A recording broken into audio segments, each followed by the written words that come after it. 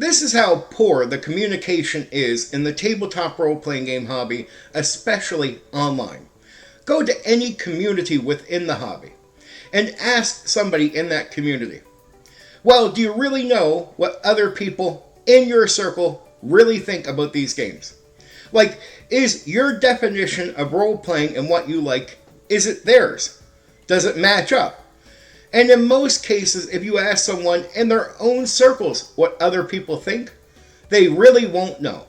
And what else will you notice that's going on in the hobby in 2023? Well, you go to the communities within the hobby, and in those communities, not many people are gaming together. Like, they're not coming together to have discussions. They're not trying to figure things out between each other and get on the same page. You see gaming in every community within the hobby dying.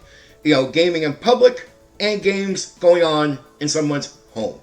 And then there are well-meaning people that see all this going on in the hobby, and what do they say? They say, let's forget about all this drama and all this arguing, and let's just have fun talking about the game. Well, the problem is talking about the game. People are very sensitive about where they stand, and their opinions lead to them having agendas. And then many people in the hobby will be very deceitful trying to push their agenda. And when people do try to talk about these games, if they get to an area where they disagree, you see people walking on eggshells. If not, people blow up, like on Twitter. So why in a hobby that is meant to bring people together are we having all this trouble with just talking about the games? With just talking to each other? Why is that happening? Because we have avoided the arguments, the debates for decades. The dirty discussions we should have had, we've never had correctly. Even before YouTube and all that, if you went on a gaming forum, like say Dragon's Foot or somewhere like that, like old school, or somewhere new school, I think like RPG Net, well, what would happen if you started having that aggressive debate where, hey, people are going to say some stuff, but let it be said. Let people figure it out. Let people not have to walk on eggshells with each other and just tell each other the truth. Let the emotions flow. Let name calling happen on occasion. Let these things play out. But what happened on those gaming forums when we finally came online and could all meet up and have these discussions? Well, one side got promoted by the forum, the other side got banned. So they would just kill these debates and arguments. And we never really had these debates and arguments back in the 80s and 90s. The hobby wasn't as big. There wasn't so many people. There wasn't all kinds of new trouble coming into the hobby. So a lot of these debates never happened. Should they have maybe happened back then amongst a lot of people? No doubt. We should have tried to get ahead of this before all this really came to a big clash and blew up in the later years, like especially in the early 2000s. Why does it really matter to allow the debates to happen, to allow the outrageous arguments to happen? Because at the end of them, we find out where more people stand in the hobby, and you'll find more people you relate with that like the game the way you do, and other people will find more people that like the game the way they do, that's opposite of you. It's easier then to form communities where people really are gaming together, where people are on the same page. Because I see, because of all the poison dialogue that happens now, you see communities of people that are not even on the same page. They don't even play the game the same way, but they're in the same circle talking to each other. And there's not a lot of gaming going on in that circle because not everyone agrees. And again, the reason this is happening, the reason we really don't know where we belong, I guess you might want to put it that way, is because we're really not having an open dialogue. And again, when we try, because of all these sensitive feelings we have that have not been worked out in discussion, haven't been played out in the hobby that way, well, it leads us to, being very careful with what we say. And you'll notice it.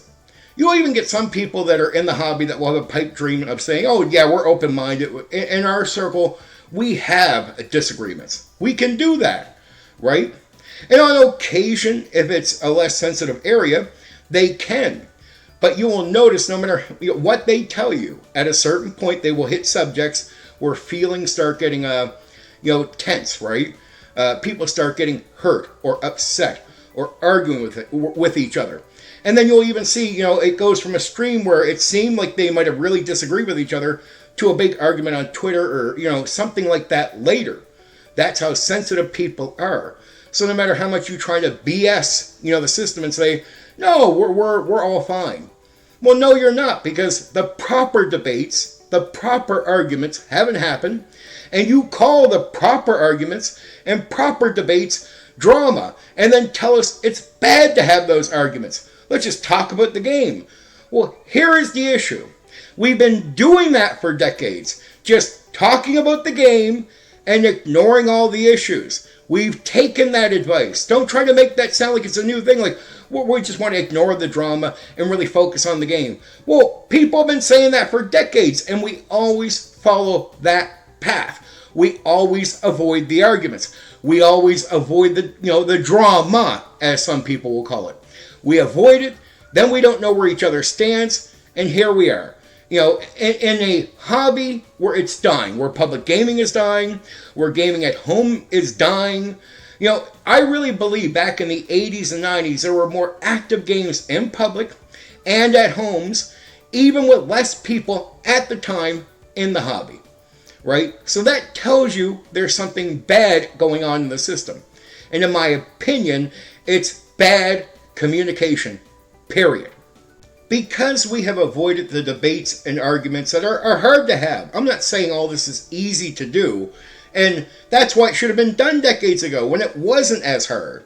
But because we haven't done them, it's gotten harder and harder. The issues get deeper and deeper. And here we are at the end of that run where having the arguments, having the debates would be really hard, would hurt a lot of people, would cause a lot of unnecessary BS.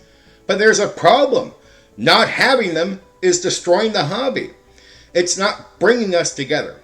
And it would be better for everyone if we knew where each other stood so we can get into real communities of like-minded people and all be more active in the hobby the way we should be in 2023. Anyway, for now, take care. You know what you can do? You can hit the like button. You can share the video. Oh, and there's another button you can press. That one that lets you subscribe to my channel for more content.